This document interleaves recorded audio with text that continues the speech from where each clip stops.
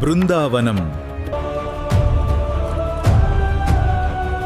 మహాభారత కథాసముద్రం హస్తినాపుర సింహాసనాన్ని పాలించిన చంద్రవంశపు రాజులతో మొదలవుతుంది. ఈ కథలో మొదటి కీలక మలుపు శంతన మహారాజు కాలంలో చోటు చేసుకుంది.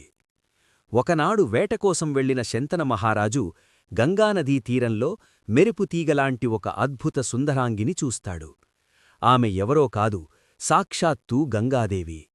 ఆమె సౌందర్యానికి ముగ్ధుడైన శంతనుడు తనను వివాహం చేసుకోమని కోరుతాడు. అప్పుడు గంగాదేవి ఒక కఠినమైన షరతు విధిస్తుంది. రాజా, నేను నీకు భార్యనవుతాను, కాని నేను ఏమి చేసినా నువ్వు నన్ను అడ్డుకోకూడదు. ఎందుకు అని ప్రశ్నించకూడదు. ఒకవేళ నువ్వు ప్రశ్నించిన మరుక్షణమే నేను నిన్ను వదిలి వెళ్ళిపోతాను. వ్యామోహంలో ఉన్న శంతనుడు ఆ షరతుకు అంగీకరిస్తాడు. కాలక్రమేణా గంగాదేవికి 8 మంది కుమారులు జన్మిస్తారు. కాని ప్రతిసారీ ఆ తల్లి వింతగా ప్రవర్తిస్తుంది. బిడ్డ పుట్టిన వెంటనే ఆ శిశువును తీసుకెళ్లి గంగానదిలో పారేస్తుంది. అలా 7 బిడ్డలను నదిలో కలిపేస్తుంది. శంతనుడు తన బిడ్డలు చనిపోతుంటే గుండె తరుక్కుపోతున్నా ఇచ్చిన మాట ప్రకారం ఆమెను ప్రశ్నించలేక మౌనంగా భరిస్తాడు. 8వ బిడ్డ పుట్టగానే గంగాదేవి యథావిధిగా నడివైపు వెళుతుంది. ఈసారి శంతనుడు తట్టుకోలేకపోతాడు. ఆగు, కన్న బిడ్డలను చంపే రాక్షసివి నువ్వు, నా వంశోద్ధారకుడిని చంపనివ్వను అని గర్జిస్తాడు. అప్పుడు గంగాదేవి చిరునవ్వుతో అసలు రహస్యం చెబుతుంది. పూర్వం అష్టవసువులు వశిష్ఠమహర్షి శాపం వల్ల భూమిపై మానవులుగా పుట్టాల్సి వచ్చింది. వారు తమన్ను వెంటనే శాపవిముక్తులను చెయ్యమని గంగను ప్రార్థించారు. అందుకే ఆమె పుట్టిన వెంటనే వారిని నదిలో కలిపి ముక్తిని ప్రసాదించింది. కాని ఈ 8వ వసువు ప్రభాసుడు భూమిపై ఎక్కువ కాలం జీవించాల్సి ఉంది. ఆయనే దేవవ్రతుడు. శంతనుడు మాట తప్పినందుకు గంగాదేవి ఆ బిడ్డను తీసుకుని అదృశ్యమవుతుంది. సమయం వచ్చినప్పుడు మీ కుమారుడిని మీకు అప్పగిస్తాను అని చెప్పి వెళ్ళిపోతుంది. చాలా ఏళ్ల తర్వాత గంగానది తన ప్రవాహాన్ని బాణాలతో అడ్డుకున్న ఒక యువకుడిని శంతనుడు చూస్తాడు. ఆ అసాధారణ పరాక్రమవంతుడే దేవవ్రతుడు. గంగాదేవి ప్రత్యక్షమై దేవవ్రతుడిని శంతనుడికి అప్పగిస్తుంది. అతడు సకల విద్యల్లో ఆరితేరినవాడు, పరశురాముడి శిష్యుడు. శంతనుడు అతడిని యవరాజ్య పట్టాభిషిక్తుడిని చేస్తాడు. దేవవ్రతుడు అంటే భీష్ముడు యవరాజుగా పట్టాభిషిక్తుడై హస్తినాపుర ప్రజల మన్ననలు పొందుతున్న కాలం అది. తండ్రి శంతన మహారాజు కొడుకు పరాక్రమాన్ని చూసి మురిసిపోతుంటాడు. కాని విధి మరో మలుపు తిప్పింది. ఒకనాడు శంతన మహారాజు యమునానదీ తీరంలో వేటాడుతుండగా ఒక అద్భుతమైన పరిమళం అతన్ని ఆకర్షిస్తుంది. ఆ సువాసన వస్తున్న దిశగా వెళ్లిన రాజుకు సత్యవతి అంటే మత్స్యగంధి కనిపిస్తుంది. ఆమె ఒక జాలరి కన్య, పడవ నడుపుతూ ఉంటుంది. ఆమె సౌందర్యానికి, ఆ దివ్య పరిమళానికి ముగ్ధుడైన శంతనుడు ఆమెను వివాహం చేసుకోవాలని నిశ్చయిస్తాడు.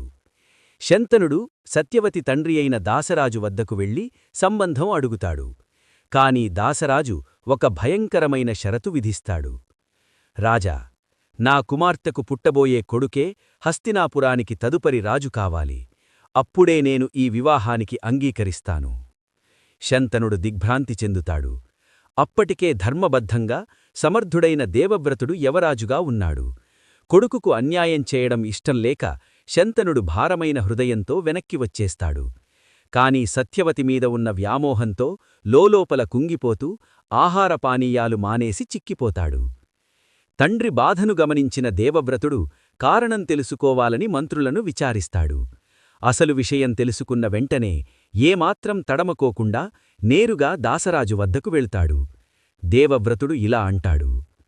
ఆర్యా, నా తండ్రి కోసం నేను రాజ్యాన్ని వదులుకుంటున్నాను. సత్యవతికి పుట్టబోయే పొడుకే రాజు అవుతాడు. ఇది నా మాట. ఆ మాట విన్న దాసరాజు తెలివైనవాడు. అతను మరో సందేహం లేవనెత్తాడు. దేవవ్రత, నువ్వు రాజ్యాన్ని వదులుకోవచ్చు, కాని నీకు పుట్టబోయే సంతానం రేపు నా మనవడితో యుద్ధం చేసి రాజ్యాన్ని లాక్కుంటుందని గ్యారెంటీ ఏమిటి? ఆ మాట విన్న దేవవ్రతుడిలో తండ్రి పట్ల ఉన్న భక్తి ఉప్పొంగుతుంది. అప్పుడే ఆయన చరిత్రలో నిలిచిపోయే ఆ భయంకరమైన ప్రతిజ్ఞ చేస్తాడు. నేను ఈ రోజే బ్రహ్మచర్య వ్రతాన్ని స్వీకరిస్తున్నాను. ఆజన్మాంతం స్త్రీజోలికి వెళ్లను. నాకు సంతానమే ఉండదు. కాబట్టి వారసత్వ పోరుకు తావేలేదు. ఆయన చేసిన ఈ కఠినమైన ప్రతిజ్ఞకు దేవతలు పుష్పవృష్టి కురిపించి భీష్మ భీష్మ అని ఆకాశవాణి ద్వారా కొనియాడుతారు. అప్పట్నుండి దేవవ్రతుడు భీష్ముడుగా పిలువబడ్డాడు. భీష్ముడు స్వయంగా సత్యవతిని రథంపై కూర్చోబెట్టుకుని హస్తినాపురానికి తీసుకువచ్చి తండ్రికి అప్పగిస్తాడు.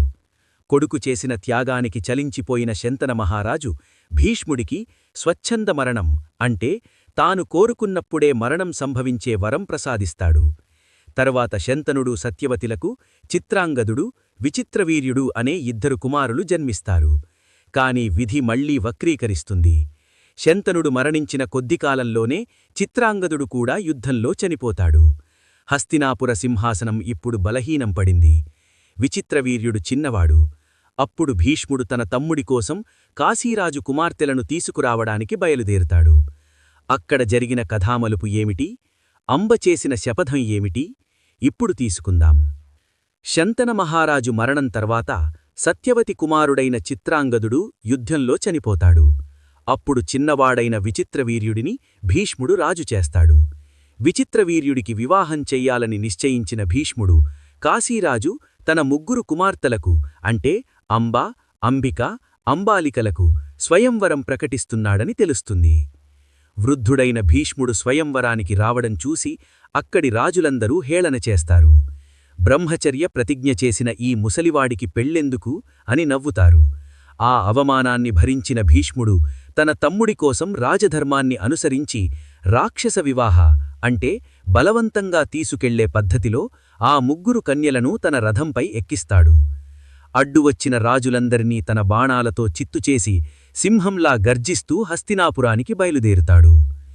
హస్తినాపురానికి చేరుకున్నాక వివాహ ముహూర్తం ఖరారవుతుంది. అప్పుడు పెద్ద కుమార్తె అంబ భీష్ముడి వద్దకు వచ్చి కన్నీళ్లతో ఇలా అంటుంది: భీష్మ, నేను మనసులో సాల్వరాజును వరించాను. ఆయన కూడా నన్ను ప్రేమిస్తున్నాడు. ఇది తెలియక నువ్వు నన్ను తెచ్చావు. ఇప్పుడు నన్ను విడిచిపెట్టు. ధర్మపరుడైన భీష్ముడు ఆమె మాటను గౌరవించి సగౌరవంగా అంబను సాల్వరాజు వద్దకు పంపుతాడు.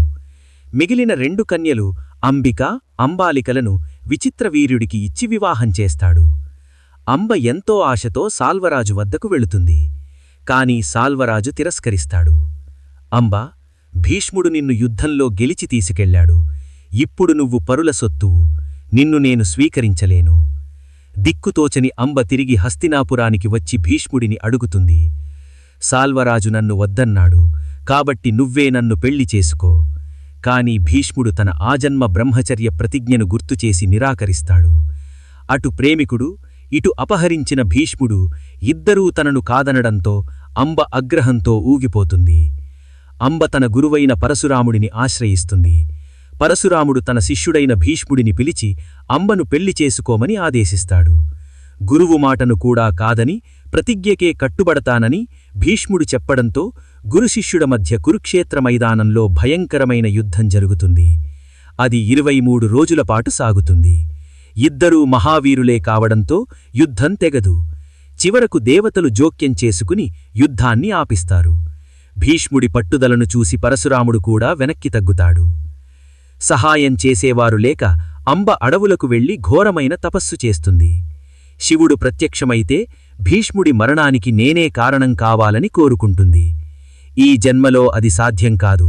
వచ్చే జన్మలో నువ్వు పురుషుడిగా మారి భీష్ముడి పతనానికి కారణపడుతావని శివుడు వరమిస్తాడు. అంబ వెంటనే చితిమంటల్లో దూకి ప్రాణత్యాగం చేస్తుంది.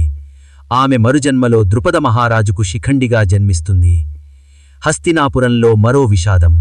విచిత్రవీర్యుడు సంతానం లేకుండానే అనారోగ్యంతో మరణిస్తాడు. కురువంశం అంతరించిపోయే ప్రమాదం ఏర్పడుతుంది.